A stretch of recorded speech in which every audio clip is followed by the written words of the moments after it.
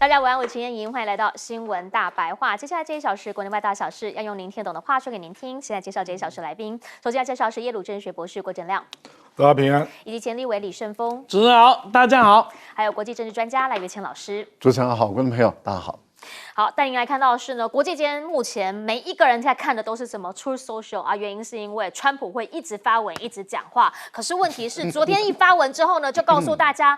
我跟习近平很好啊，我在等他电话。结果你知道吗？在中方是怎么样的回应？来，百度热搜第一名，野蛮人永远别指望等到中国电话，还爆有没有？表示说什么群情激愤啦？因为呢，其实就在他们对中方课了50%到104%的关税之后，中方选择的是跟他硬干，直接回击，课他50%，所以呢，对美课税变到了84%。那不能认输啊，对不对？一个在对尬的过程当中认输的是小狗，所以川普马上晚上就讲什么，我对他关税升到125%，但是某一个部分软掉咯，原因是因为我现在知道有很多国家排队在跟我谈，75个国家嘛。前一阵子呢，我还看到他们有人发文说啊，可能没有办法有那么多的官员跟他一起谈，也许有一些人呢要请什么外面的公司来帮忙谈，这种我都有看过报道。好，可是现在他讲了，没关系，我们先 hold 一下，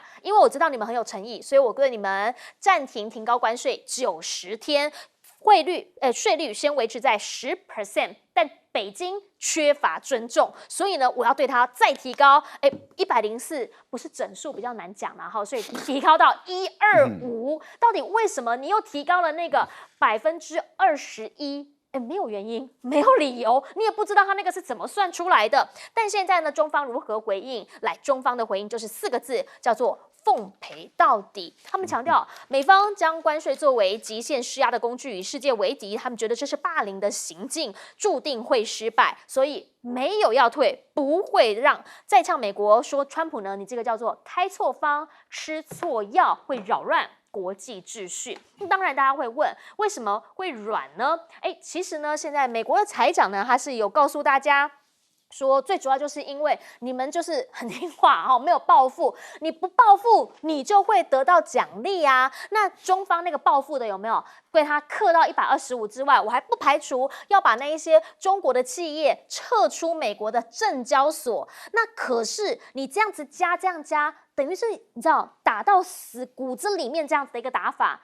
突然之间川普讲了，没有啊，他我朋友对不对？我其实很想跟他通电话我很喜欢他我会和他见面。大家就想问，有一点点错乱的感觉的时候，到底谁才能说话算数？来，美国的商务部还有财政部部长2个人异口同声的说，有关于对中的关税这件事情，不好意思，必须直接跟川普谈，那个叫做川普跟习近平的事。我们即便有人来跟我们接触，因为我们知道他们底层的这一些工作小组其实还在进行当中嘛。但是即便如此，要跟我们接触的话，谈到重点议题，我们是不会继续谈下去，我们会往川普的办公室送过去，让他可以好好谈。到底为什么川普会突然软，会缩手，只有对中强硬？现在 CNN 的报道是说，是因为美债的关系。好，昨天确实啦，在盘中的时候呢，你就看到美债的那个殖利率一直往上飙到一个程度，大家觉得说，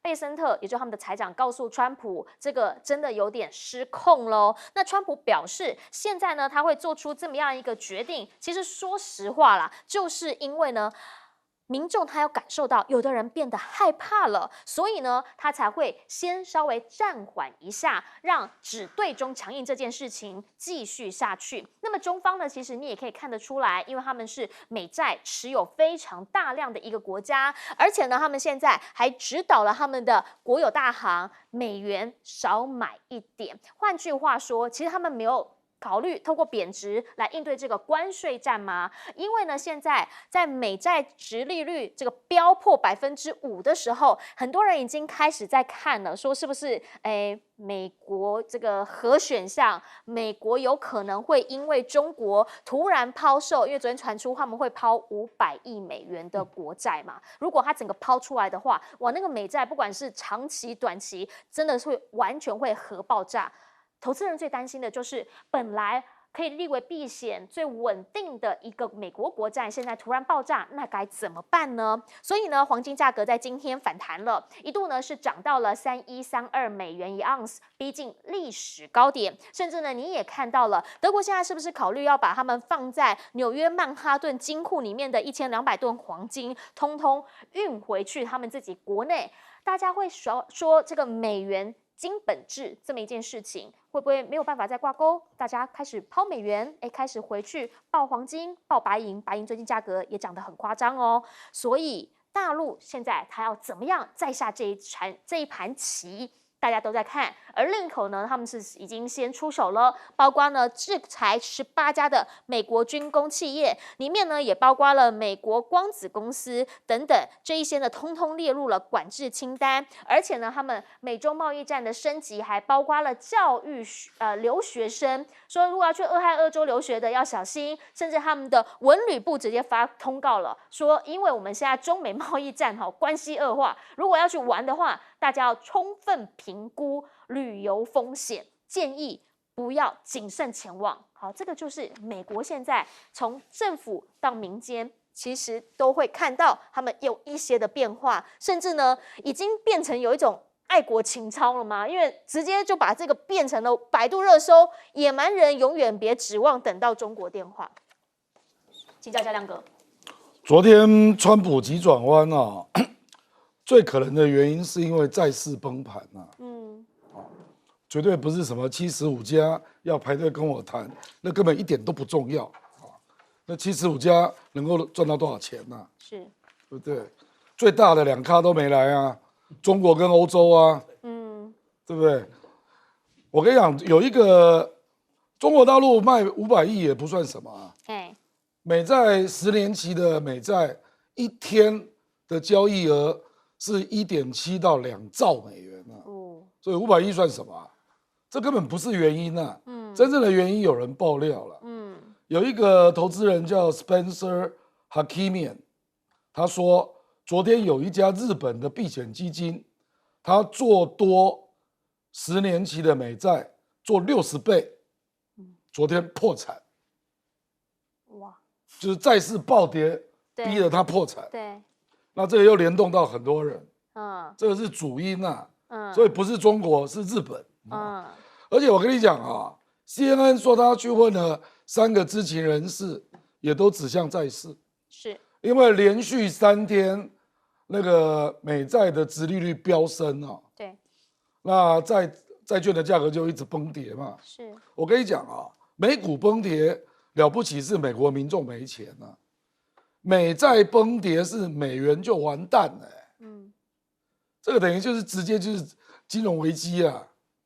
所以听说是贝森特去跟川普，我也不好说警告了啊，他也不敢警告他，财长受不了了，他就跟他讲说这个非常严重啊，川爷啊，这非常严重啊，那这个福斯新闻、CNN 都爆出来了，是，这表示什么？表示川普自己惹了这一场祸，美国所有的金融资产都暴跌。对，你看它是股市，然后接下来是黄金，接下来是虚拟货币，然后现在连债市都跌，你就知道有多严重啊！美国股市从68兆的市值变成50兆，少掉了18兆就蒸发了，你还说你要打赢中国，笑死人了！你自己的股市18兆就没了，而且美国的老百姓50%在买股票，所以共和党的国会议员就说：“你再这样搞下去，我们明年怎么选啊？”所以我跟你讲是连锁的，所以他昨天整个脸都黑青啊！我跟你讲啊，根本就搞不下去了啦，还搞怎么搞啊？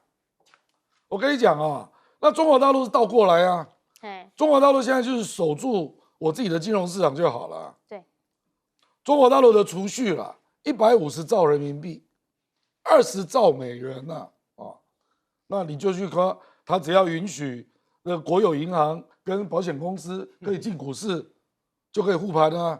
所以昨天全世界大跌，它也涨，今天它还是涨啊。就大家，当然它有辛苦的地方一定有，比如说出口的行业很多都停了，很惨，这个很惨啊，因为我也看到一大堆张贴啦，说抱歉啦，我们不能裁员可是我也不能给你薪水了，我实在是没办法。很多这样的公司，那这个政府要去救济嘛，可是现在就在比谁气场啊，那大家就要拿出财政补贴来撑啊，看你川普能不能再玩关税战，你再玩股市再跌，债市再跌，我看你怎么办。现在变成G2在打架，两只大象在打架，可是大家都没有人要让，所以请教一下赖老师，现在让的真的就是变成小狗了，那川普一定没办法接受的但他跟习近平喊话、打电话，人家都不理他。中国没有理由要让因为中国现在是在捍卫世界各国的经济主权，所以他是为经济自由而战，而川普他是在搞这个没收你的经济主权，他要搞这个经济独裁。那也就是说，他看上你什么，你就必须要给他，你不给他，他就记你关税来威胁勒索你。所以他看上台积电，台积电就要过去；他未来他看上联发科，可能联发科也要过去。如果他看上台湾的整个所有的半导体都要过去。他今天他看上了格陵兰他要拿走；看上了巴拿马要拿走。也就是他甚至看上的加拿大，他要把加拿大拿走。这叫什么？也就是说，他都用关税来作为一个搞经济独裁的一个工具。那怎么样才能够搞经济独裁？就没收你的经济主权，没收你的经济自主权。当你没有经济自主权，也就是说你害怕他的关税的时候，你就只好跪地求饶。那这样的一个情形下，对中国大陆来讲，他是在为他的自己的经济自主权来战。也为全世界各国的经济主权来战，所以对大陆来说，它就是捍卫贸易的自由化，一个在为自由而战，一个在为独裁而战。那你想想看，大陆怎么可以退却？而当大陆不退却的时候，它事实上它获得的是全世界的尊敬，全世界的尊重。而你看到欧盟，很明显的它的态度就改变了，因为欧盟也不愿意丧失它的经济自主权。所以欧盟他们即使过去不管是西班牙或者是意大利都说不要反击美国，但是当这个川普提出对等关税的时候，欧盟的声音就趋向于一致了。除了一个国家匈牙利以外，其他的26个国家的声音就一致了。这个声音就是要反击，而他们要立刻反击。所以他们已经定出，这个已经委员会通过了，而且要执行的。一个是在4月15号实施第一波的反击，5月15号实施第二波的反击，那么12月15号实施第三波的反击。也就是说，如果这段时间内美国没有撤销对欧盟的关税，他们就要反击。而不要忘了，这2波的反击是针对于美国的钢铝税跟汽车税。接着12月的是针对美国的这个对等关税，可是川普的对等关税已经加了10%喽，他并没有拿掉哦，是他的基本税已经打了10%过来了，那所以欧盟跟美国一定是对阵的，美国没有拿掉，欧盟就必须要反击。英国的首相也说他要反击，如果美国没有把10%拿走，他月底就要开始反击了。那现在在考验英国首相的诚信威望的一个问题，至少欧盟加英国他们都要反击，所以他们等于是靠到中国这边来了。所以冯德莱恩跟李强打电话就是要捍卫这个世界自由的贸易秩序，要对抗美国的关税。这代表什么？代表中国大陆这个举起来的大旗在国际之间，在欧洲得到了支持。那有一些国家跪趴在地上的也就是跑去美国去求饶的那些国家，他们绝对不敢反对这个自由贸易，他们只是恳求美国放他一马，但是他用卑躬屈膝的方式，那个脸真的是丢大了。现在脸就丢最大的就是日本、韩国，还有一个，不说也罢。请教一下盛峰老师。这样子这个我们先从见树见林，先见树再来谈林。那首先呢，载舟不愁那税高不怕。你看为什么？很简单，被加到64、84跟加到120，你说有什么差别？反正都卖不出去嘛。你了解吧？就是说他那个加到那里以后，你现在就把它加200，数字好看了，但是意义不大。所以呢，这个加到80几都已经算是一个极限了。所以150是一点意义都没有。所以站在北京立场，连理都不会去理他。这是一个啊。第二个呢，我们再来看，这一点只有处罚中国，其他都开放，这等于给中国大陆开了一个窗口啊。这怎么说？这是一个生意朋友做纺织的朋友马上告诉我的说哎，做简单呐，就这样子。我本来到美国加了120，我可能100块的成本，然后呢卖的是150块，卖到市场。那现在120以后，我搞不好要卖到300块，我当然没有市场嘛。那怎么办呢？但是美国就是要那个市场，就要那个货嘛。你知道怎么处理吗？很简单。那我这边呢，就卖给了越南，卖给了柬埔寨，中国都卖出去。我卖90块，本来是100块的，我卖90块就为什么90块？因为10块的税金你要加上去嘛，就给你去加，那就贴了你的牌，你就出去了。然后美国的厂商乐死了，因为他有理由把150块的东西现在涨价到200到300啊，因为有税金呐。你了解了吧？你这样懂那个窍门了吧？所以市场因为需要在那里嘛，全世界没有办法提供那么多的货来给这个市场嘛。这个货最多的地方在哪里？就在中国大陆嘛。那中国大陆就 OK 啊，那我就少赚一点，我厂商赚，然后转给其他国嘛，其他国就卖过去，然后那个美国的厂商有没有，或者做贸易的乐死了，因为我有涨价的理由。这个市场可能只有做生意的人一夜之间马上就想出来了，然后就脸上带着微笑，有没有啊？了寡年了，了没济了。但是呢，赚那个第三他们赚的人会借机赚了很多，所以他说美国将来市场会有一个很大的吵架。就一个呢，就是说，因为我照这样子拿到的成本不高嘛，我还是坚守啊。另外一个是借机涨价，这个到底会出现什么情况？我们呢看不出来。第三个可能更重要的一个答案来告诉我们，这一场仗里面，美国输了。很简单，当你去延了90天，就告诉人家说，我打全世界我撑不下去了。这很简单，不是这样子吗？我打全世界我撑不下去了，那我现在只好集中力量要来打谁？要来打中国一个嘛。他真的是这样，就是你打不下去了嘛。欧洲也不敢加税。对，你打不下去了嘛？你打不下去的手脚就被人家看清楚了从此呢，这个时候要来看看中国大陆为什么等他。你川普是输了，你是变动的，你90天后会什么事情我是不知道的。但是中国是赢了，为什么？因为它是坚定不变的。在整个的国际体系里面，两位守谁的都知道嘛。我喜欢跟一个变动的人往来，或者我要相信一个坚定态度立场的人往来。这个答案的，所以输赢我们不要再去讲那个大的方面，等一下有机会我们再来讲到，你就知道了。所以这一场就厂商讲起来何卡在只有我，其他没有，开了我的一个很大的，不是所有的商品，但很多的民生商品。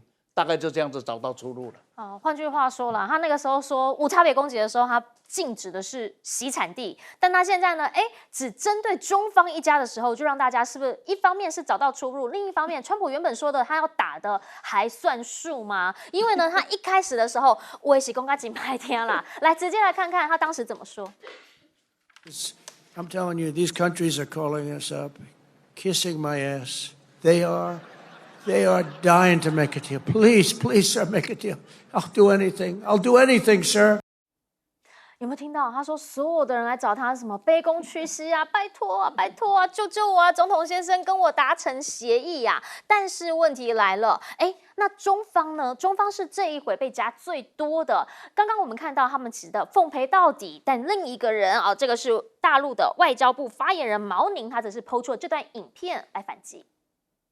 中国人民不惹事儿，也不怕事，在任何困难和风险面前，腿肚子不会抖，腰杆子不会弯。中华民族是吓不倒、压不垮的。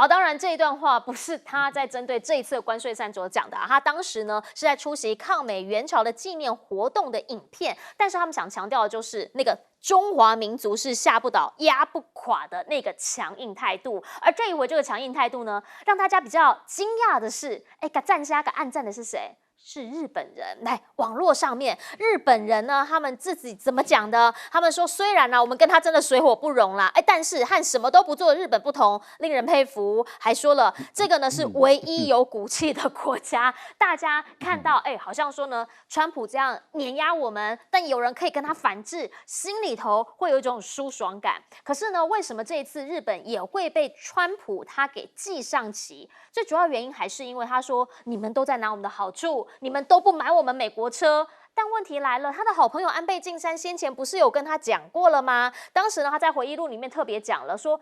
那个方向盘位置不一样啊，我们的方向盘是在是在右边啊，我们是在左边，我们在右边啊，你们是在左边啊，你就不换一个位置，那你们当然在我们这边会卖不出去啊，这不是很能理解的一件事情吗？但是对于川普来说，所有的贸易障碍，包括换方向盘这种事情，都是你们在偷我们的钱，都是你们在让我们吃亏，所以呢，没有办法容忍。那当然，这就叫做一种际遇，因为所有的学者都在说，对于中方来讲，现在就是什么？赶紧啊，命运共同体，告诉大家，我们集结起来，一起来对抗这种阿爸的国家。下个星期呢，习近平要访问的是马来西亚、柬埔寨还有越南，加强的当然就是东南亚的邻国供应链合作。好，同时呢，包括了西班牙的首相 Sanchez 呢，他访问越南的时候，双方也同意要加强双边的经济联系。那你必须知道 ，Sanchez 他现在人是在越南，但离开了越南之后，他其实是要访华，是要去中国访问的。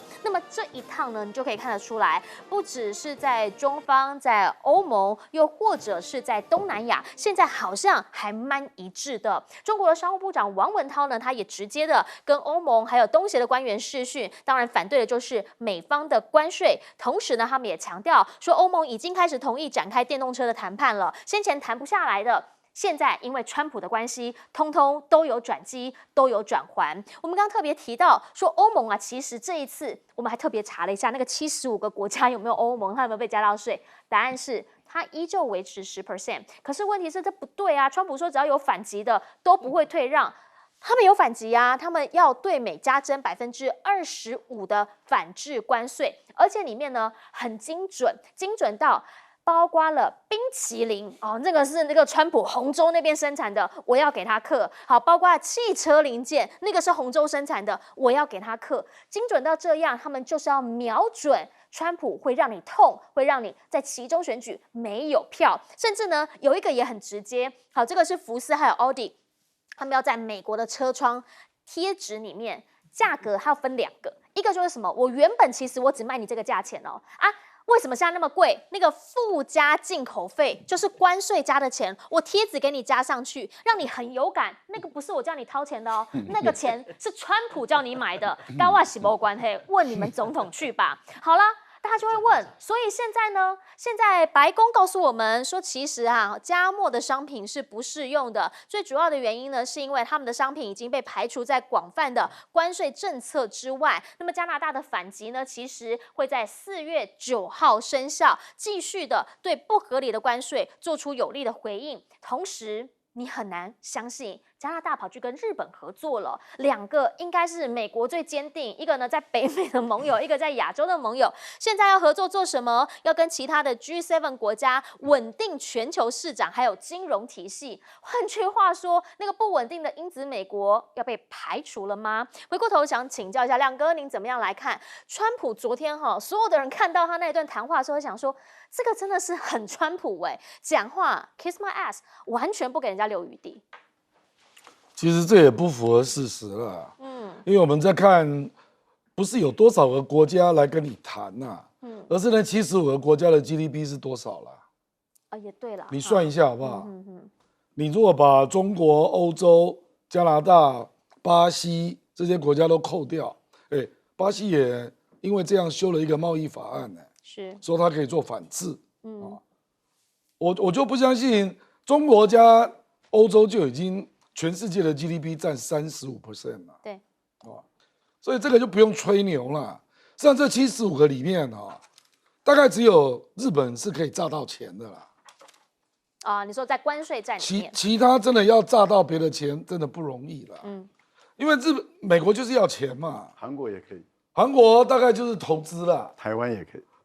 对了，可是日本钱是最多的啦。对日本就是他要他买，量体来说要续美债嘛。量体来说，那我们台湾也是一样美债问题嘛。你说其他国家能给什么东西？比如说越南，越南只能够说我愿意承诺进口零关税了，我们尽量做到增购200亿美元。这个也没有保证啊。为什么会这样？因为你美国货就真的烂嘛。我举例啊，你很直接。我举例了，是，比如说台湾，比如说我举例啊，我们台湾有进口美国车了，是303亿台币啊。我本来以为大部分都是特斯拉，我去查，结果特斯拉是第3名呢。你知道第1名、第2名是什么吗？是美国制造的德国豪车。Made in USA 的德国豪车，比如说 Benz， 不是真的美系车，不是美系车，还有 Luxury， 就人家不要开你的车就欧洲车、美国还是欧洲车啊，日本的 Luxury， 反正就是不是美国的车啦。美国车只有特斯拉对卖的不错，在台湾，所以你说你要怪你的东西卖不动，那就指控人家非关税贸易壁垒。是我就不知道他会指控我们台湾多少他是不是会指控说，你美牛美猪不可以有标示，这个叫歧视上次有讲。是啊，那会不会再来跟你说，基改食品为什么不能够进校园？他如果来搞这个，那坦白讲就已经不够君子了啦。你把这个东西都拿进来扯东扯西，对不对？那我觉得这一次中国会把旗举那么高我就有2个原因啦。那欧洲人是心里暗暗认同，不能公开说而已啦。第一个就是我如果现在让你得逞了，我怎么知道你会不会得寸进尺？我怎么知道你会不会每年都来啊？那全世界的规则在哪里啊？第二个就是规则嘛。我们都支持 WTO， 我们都认为要让法律来办事。是。所以欧洲人是很守规矩的对，他这次反制美国是根据 ACI 反胁迫法、数位市场法、数位服务法，人家都是有根据的。你美国这是什么？就你川普随便想到了就这样打。所以我跟你讲，欧洲也没有退的余地了。因为 WTO 总要有人帮他撑着嘛，是，不然这整个世界就乱了嘛。是好，但是呢，其实对于川普来说啦，你会问他说：“那你凭什么？”他会告诉你凭直觉。他真的这样讲因为大家就跟他讲说，他有说要豁免部分他们美国企业，有些人很辛苦嘛。他问说凭什么？他说凭直觉。为什么加到125？我们也不知道原因啊，反正就是要加。但是他中方就是说我会跟你站到底，而且反而你看日本网络上面的网友反而一面力挺。请教刘老师。我觉得大陆的骨气事实上越来越赢得很多人的尊重因为其实欧洲人确实在看到中国大陆这一次起来跟美国对抗而且是骨头这么的硬我觉得他们其实是尊重的，而且刚开始的时候，你看美国发动他的认知作战，就是说，哎呀，你中国大陆如果跟美国对抗的话，你会输得很惨，说你的 GDP 会跌0.5%啦，还有什么，哇，那个你看所有的负面的全部都来，那都是英文的这个媒体。但是大陆有自己的定见，有自己的做法，所以自己那么坚定，而且大陆的做法完全根据 WTO 的规定，也就是说都没有超越也你怎么做，我跟着怎么做，那是我的反击权。可是同时，大陆仍然到 WTO 去提出控诉来，也就是说控诉美国违反 WTO 的规定。那换言之，也就是说，中国大陆是维护这个 WTO 的这个机制，因为它是联合国底下的一个唯一的全球最重要的处理经济贸易秩序的一个机构。那支持这个机构，基本上来讲就是跟欧盟就同一个阵线了。那坦白说，连日本，连所有的国家，大部分都希望在这个机制里面来运作所有的经济规则，因为没有一个国家，除了美国以外，没有一个国家是希望被霸凌的。那美国的这种违反 WTO 的霸凌，虽然有75个国家他们去美国求饶，严格上来讲是敢怒不敢言，没有一个国家内心里面是愉悦的，是痛苦的，然后是恐惧的，那基本上是愤怒的。结果愤怒完了以后，去那边还被你川普这样的羞辱，我觉得这个羞辱之难看啊，就是你留给这些已经跪地求饶的国家一点颜面嘛，结果他连这个颜面都不给。那坦白说，现在你对于日本来讲，他情何以堪？因为川普说，日本的高级代表团已经飞到我美国来了，又说韩国的高级代表团都飞到我美国来了，他们就是来亲我的屁股，这个多难听啊！然后他们还来求爷爷告奶奶，说放我一马吧。那等于是他说，你看我怎么宰他们。我觉得这些话讲的真是粗鲁又难听，又不给人任何颜面。那我们看到中国大陆的反击，在关税这个部分，可是大陆现在开始处理的是非商品的贸易哦。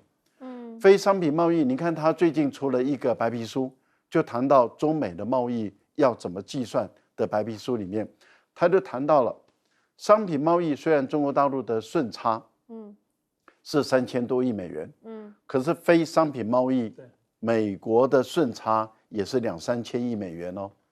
这非商品贸易里面包括你的所有的服务贸易里面，包括你的法律顾问、会计师，包括你的影视产业，甚至包括 NBA， 然后甚至那个就是篮球啊，其实太多的东西都是非商品贸易，还有包括专利，包括智慧财产权，那些都是可以课税的。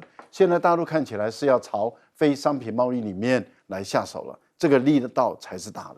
是，来请教一下盛峰老师。这样子哦，这个 G7减1就等于6嘛 ，G6，这个 G6是没有种的啦，是没有种，但是有老中站出来之后啊，这些人的种就有了，就这么样子。这全世界很简单，还是用我看这个问题就是用我们一般生活的常识。那个呢，川普啊，告征讨啊，一人要拍都转征讨，你弄打跪嘞，你全部给我跪下嘛，一人拍都转征讨，结果他都跪下去了，有一个家伙站出来了，而且身强体壮啊，不像以前什么萨达姆站出来啊，还摆过他堆的有没有？那个是不堪一击的。他一看，然后他顶住了，下面本来趴下去人就怎么样子，就一个一个头敢伸出来的嘛，这群众嘛就是如此。日本的态度一样，我觉得这件事情某一种程度会改变中日的关系，不是经济，是心理文化因素。日本人是尊重强者的，而且面对美国是他们是趴在地上的，不敢讲话的。现在有一个人站出来说：“那我觉得赞哦，这个日本的文化你要了解，你就可以体会了。有够小的哈再过来呢，新的经济三国演义已经产生了，从这一种就中欧跟美，那1+1一定大于2嘛，那这个1呢，再怎么称呢？再最后看的民族情绪也罢吧，就是说我们来看看大陆今天不要只看民族情绪，人家是有底气。这几十年来，大陆完成了很重要的2件事啊。第一个，它逐步的减少在世界上对哪一个国家的完全依赖，所以它所有的工业类别全部齐全。第二个呢，它也逐步的建构一个条件，让很多国家依赖它的生产基地，依赖它的市场。你不觉得今天要是叫奥迪、叫我所有人离开中国大陆，你叫他怎么办呢？你叫特斯拉离开怎么办呢？它已经建构成这样子一个条件的时候，你去撼动它，你再回去看看美国你自己的生产力有多少？多少人就说好了，我被你逼着吧，我再回美国去设厂，能设吗？胡耀玻璃就告诉你设得很痛，没办法，设到最后要从中国大陆进口的劳工，然后由第三方介绍进厂嘛。美国的劳工他没有办法生产他全世界竞争的产品嘛，这是一个事实。所以美国不愿意去面对这个情况，他一定要付出的代价会非常的大。这个大呢，本来我们还很担心，今天一早一听的时候有没有？我靠，这用啊！然后呢，你只要让子弹飞个1个钟头以后有没有？你就慢慢把事情看清楚了。股票啊，现在震起来了，可是90天是会到的。各位，90天会到，所以所有的我现在期货又跌了，跌嘛，因为很惨，因为第一天是吃了共产就送啊起来这里有没有？他一想，要90天到了怎么办呢？台湾明天不是又？因为在90天的那种动荡之间呢，这什么的做生意的也好，干什么都知道，我不怕赔钱，对，但我不怕，我怕的是到底是什么状况？是，对，不怕赔就怕乱。所以呢，还是一句老话嘛，就是说这个怎么样子呢？这个不要担心，不是不要被自己的乱来把自己给搞惨了嘛。好，确实哈，因为呢，对于所有的人来讲，大家在金融市场的人想要的是一个稳定。那但问题来了，在昨天呢，很多人知道说，哎呦。中国它飙涨了，它的关税带到125的时候呢，很多人不能理解为什么会这样。最主要原因是因为呢，后面他又把所有其他的人75个国家通通消除。记者就直接问川普啦：你不是说不会暂停，说话不算话吗？发生什么事情？听川普回应。Because you said that these tariffs would go into effect on Monday, you said no pause, and today there is a pause. So. How can people believe your words today? It's not a question of that. You have to have flexibility. I could say, here's a wall, and I'm going to go through that wall. I'm going to go through it no matter what, and keep going, and you can't go through the wall. Sometimes you have to be able to go under the wall, around the wall, or over the wall. These guys know that better than anybody, right? 好，不是，这就灵活嘛，对不对？有墙的时候怎么办啊？条规浪规啊，我一定要穿过去，我要穿过它，怎么绕都行，反正我就是要穿过它。好，他看到了一些困难，这困难到底是什么呢？其实美国的人民是蛮直觉性的告诉他，为什么？复活节快要来了，复活节是什么？是小朋友很开心啊，对不对？去找那个复活蛋啊，那是鸡蛋。鸡蛋现在在美国贵死了。我昨天还看到那个美国最大供应商被叫去问，看到底有没有囤货，有没有这个操纵蛋价。好啦，现在呢抢蛋的盛况是什么？带你直接来看，蛋荒严重，超市上面的货架上面几乎都没有蛋。这个场景真的台湾人看起来很眼熟，你知道吗？然后呢，抢蛋之外呢，你也看到里面什么都没有，空空如也，甚至呢跟欧洲这边买，德国还呛瞎说你要买我的蛋，你加500%关税吧。就是这样子被人家呛的。还有什么？还有就是现在人家气到说，你要把所有的制造业都要回来。你先问问看，人家那种工时，人家那个薪水，你要吗？所以出现了这样的 AI 画面。这个 AI 画面是什么？昨天呢，在网络上面迷因图疯传，美国迷因图啦。川普他在干嘛？川普他在秀帽子，后面那个人看起来都很眼熟哦，那个是 Vance， 然后这3个人也是啊，马斯克他们在干嘛？在弄鞋子。原因是因为这一次你认真的给他算下来，美国人哪里有感？这些不就是美国人他们日常生活所需吗？来，直接看这一张图好吗？但你来看到的是被加了关税之后，现在美国人疯抢 iPhone 啦，日用品有没有？那洗发精1罐本来18块，现在变30块，那个就很有感嘛。然后你全身上下。已经有人做出这样一张图了。好，这张图叫做什么？这个帽子是哪里制造的？英国制造那就加10% 的关税喽。本来99块，现在变109块。还有什么？牛仔裤中国制造的，拍谁？现在是加125的关税。所以这件牛仔裤本来48.65，现在你要买的话109.5。还有什么？运动鞋，刚不是在讲做鞋子吗？越南做的，大部分鞋真的很多越南来的，46% 的关税，本来115，现在167.9。其他的不讲，光这一张图拿出来一看，美国人民就会很有感，因为那个是他荷包里面的钱呐。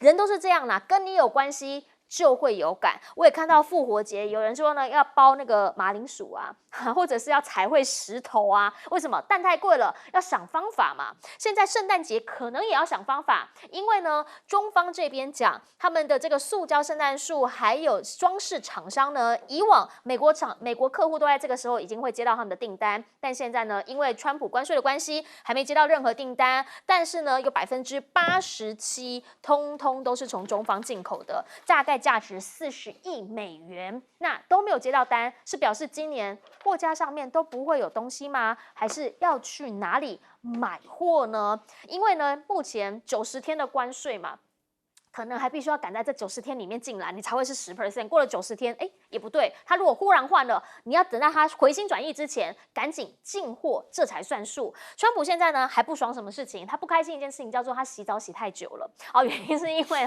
前几任的总统民主党的奥巴马啦、拜登啊，他们做了一个绿能。那个绿能的限制呢，就包括说呢，淋浴器的水压给他的一个限制，因为呢希望他们能够节能，希望能够节水。他就觉得说，他最在意的是他的头发。来看看他的原话，他说：“我很喜欢舒服洗个澡，我的头发很重要啊。”再来啦，你就这个行政命令，为什么我要签？因为我每天站在淋浴下面15分钟才可以把我的头发弄湿。他觉得这太荒谬了，怎么会有这样子的一件事情呢？我们要让美国的淋浴再次伟大，所以我要把这个。莲蓬头的水压限制给它消除，这个不合理嘛，对不对？什么这民主党每次都要给我们那么多奇怪的限制。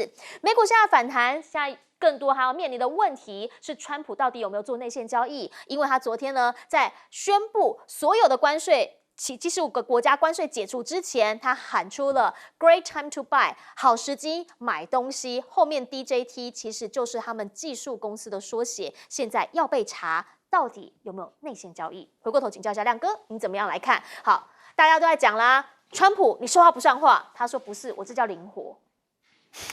我那个内线交易 SPY， 昨天也传出川普贴那个推特之前，这个被人家进场买爆 SPY 的期权就是 S&P 的期权啊，买涨啊，所以有人先知道，涨了21倍哦。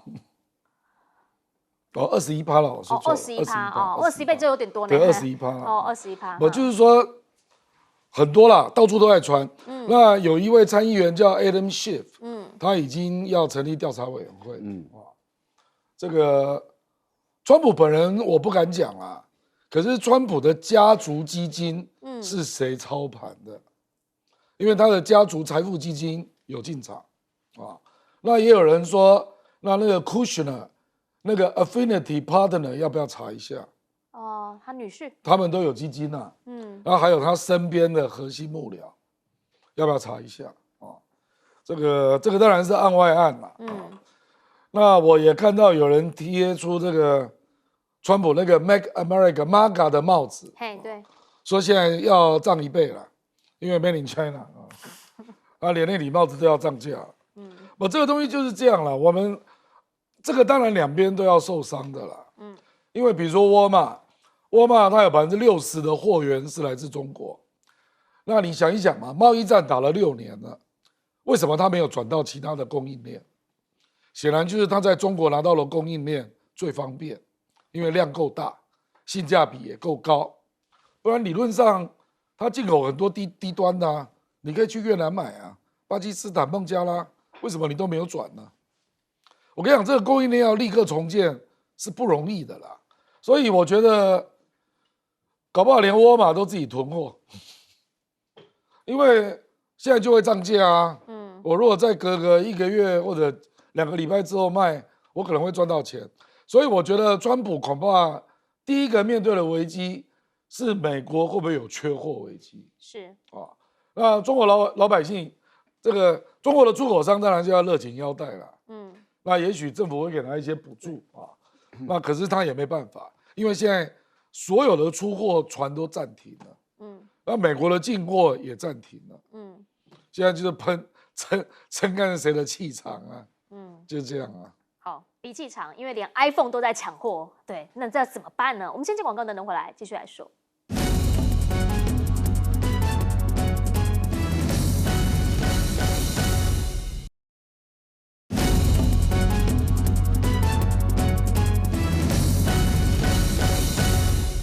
好，我们讲到川普呢，他其实对外要强硬之外，对内其实他有蛮大的一个民间舆论压力。来请教廖老师，川普的关税现在总算让美国人因为广大的美国人他们是消费者，他们也根本不知道这个进口关税最后会转嫁到他们身上，有绝大部分的这个川粉都不认为是这样，都不相信，他们都被政客欺骗的那个晕头转向的。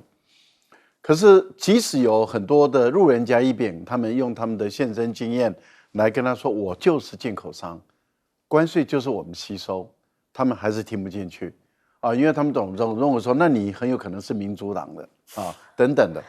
可是我觉得在这一次的进口关税实施的时候，美国的物价真的是涨上来了，消费者才真的领悟到说，哦，原来关税真的是我们吸收，所以他们绝大部分都是被美国的总统川普所欺骗，这是第一个问题。我觉得这个是一个国民教育很好的一个机会，以后不要再随便去玩这个关税政策，不要再听政客在那边胡说八道，说关税可以给你带来多少好处这样子。我觉得这一点是很重要。第二个，美国人也慢慢的会领悟到，就是说，并不是工厂都回到美国就是好事。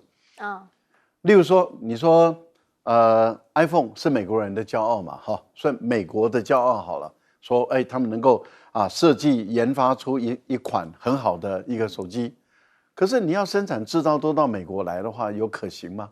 你美国人还能够用这么便宜的手机吗？何况你美国的手机还能够卖到世界各国吗？第一个，你内销都不要关税哦，都没有税，甚至连营业税都给你减免了那你的内部里面，你以你的人均所得这么的高的情况下，你去在美国生产 iPhone， 你觉得要多少钱一支？2倍价，对不对？最少嘛，2倍。所以你根本外销不出去，你国际间没有竞争力，然后你在国内也没有竞争力，因为外国的手机进美国你就倒了嘛。所以我觉得这个部分也让美国人好好的一个教育，说不是所有的制造都到美国就是好事。美国人都忘了当时这些为什么会到其他国家的。我们等等回来要请盛峰老师来帮我们总结。